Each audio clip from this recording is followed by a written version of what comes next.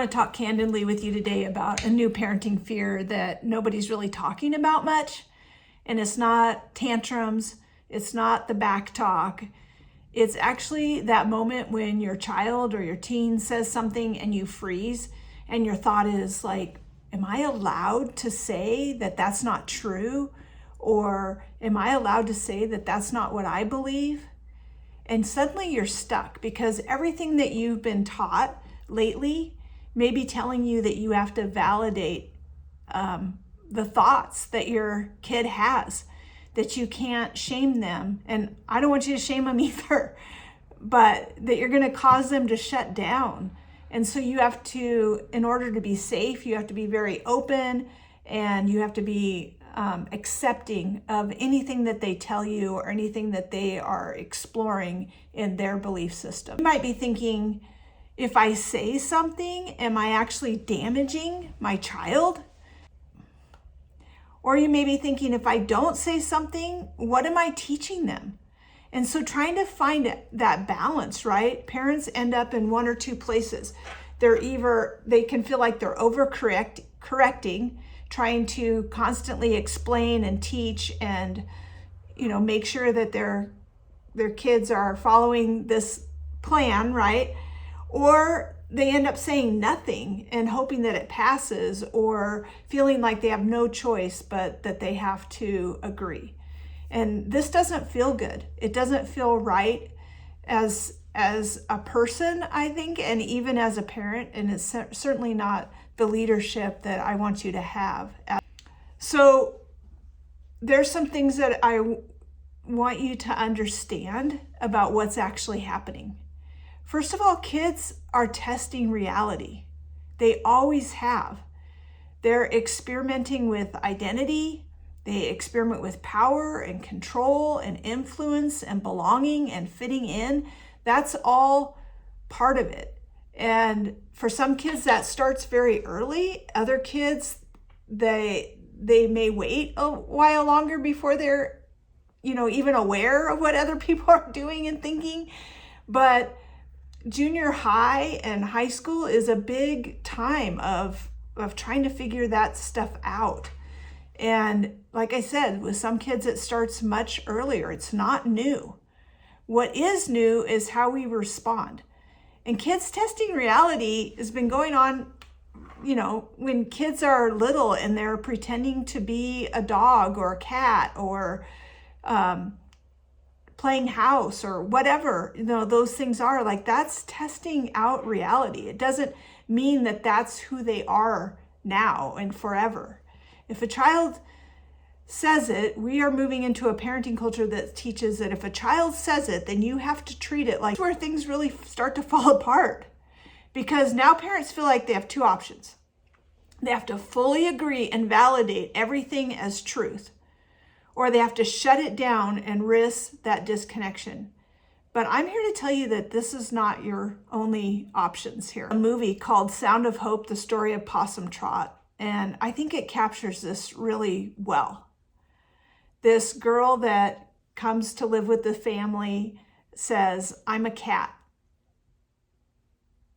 I just want you to think about that for a minute, because that's one of the moments, right? Like when we might pause and a parent may feel like, oh, do I need to go along with it? Do I correct it? Do I ignore it?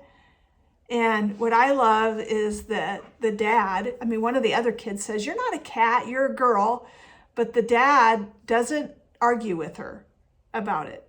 He doesn't mock her. He doesn't shame her. He doesn't argue. He doesn't escalate it into a power struggle. But he also doesn't just totally step into her version of reality. He doesn't start saying like, "Oh, okay, what a nice kitty. Why do you think that way? Who told you that?" Any of that. He does something that's really powerful. He stays very steady. He allows her to have the moment. He says, this is how cats live. And he gives her that moment to decide. He lets her have that. And he doesn't give her the leadership of it, he stays in leadership.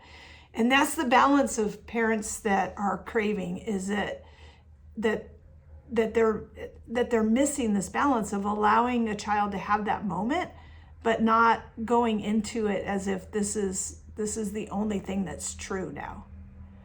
And in the end, she has that experience of what it would be like to actually be a real cat in their family, and it doesn't appear to last very long. And I can tell you that when we step into that in that way and we hold our line, kids are allowed to kind of work it out. When kids test reality, you're going to need 3 anchors. Not scripts, not perfection. You are going to validate their feelings, not the facts, right? Like, we don't have to try to convince them one way or another, but you're just, and validation doesn't mean that you're agreeing. It just means I see you, I hear you, and there's something going on inside of you. And that's what this dad does in Possum Trot. He's like, okay, I see you. I see that's what you're saying. Here's how this is going to work. And you're validating the experience, but not necessarily the accuracy. You're not saying, yes, you are a cat, so now you're going to identify as a cat. You are saying that this is what you are feeling right now. This is what you're pretending, maybe. This is something that feels important to you, and this is how it's going to work. He holds the reality, right? This is what leadership does. It's this piece of parenting that is making parents really afraid right now, because this is where your child is actually, they need this because this is where they actually are going to feel the safest, is when you hold that place of reality. Kids do not need adults who dissolve under pressure. They need adults who can stay anchored in this reality, calm, clear, without intensity. You're not trying to convince them to feel a different way. You can say, you're a kid in our family, and in our house, this is how we understand that. I hear you, and I'm still the grown-up. It's not shame. It's not a power struggle. We're not trying to make a child feel a different way than they're feeling. We're just being steady with the leadership. It's like, okay, if that's this, then this is what is going to happen.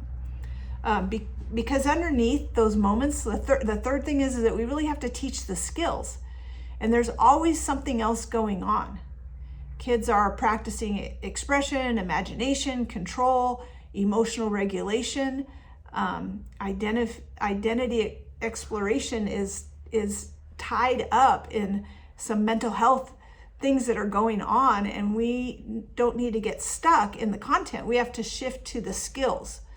And so it might not feel good right now to be the person that they are, or the hard things that they've experienced. And so we have to guide them through that, to learn the skills, to overcome, to empower them, to build their confidence, and not just go into a different reality and miss all of that. We have to say, okay, if you want to pretend, let's play that out. If you're trying to tell me something, help me understand.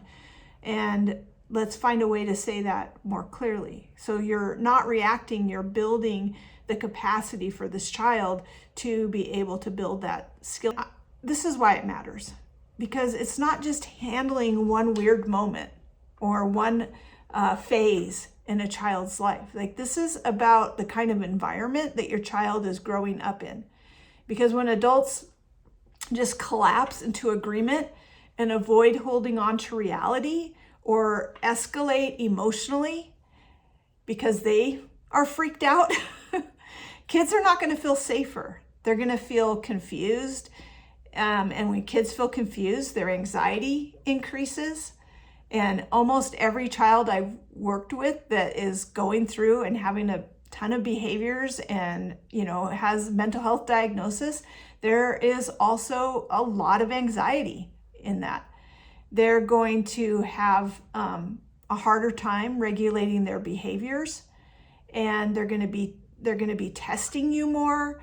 There's going to be more power struggles, and it's kind of like if no one's holding this together, then I guess that there's nothing solid here. And it's too much for a child of any age, even your teenagers.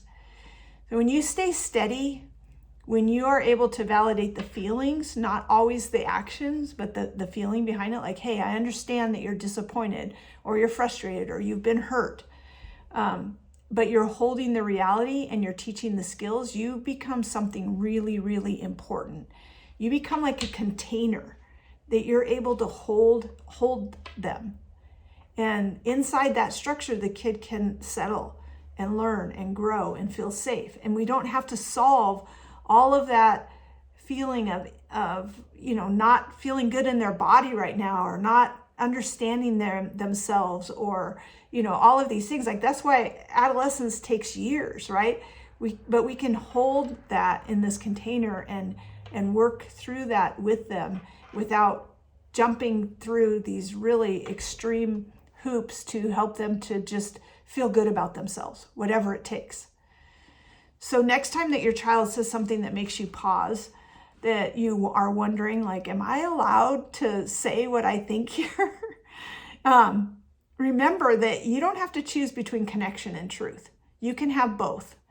You can stay with them emotionally, you can stay grounded in reality, and you can lead them to go forward. And that's what they really need. That's what they're looking for. Thanks for listening today. And I also just want to remind you that we can talk about these things. We can work these things out in the parenting support group, the playroom. Look on my website, Parenting Challenging Kids.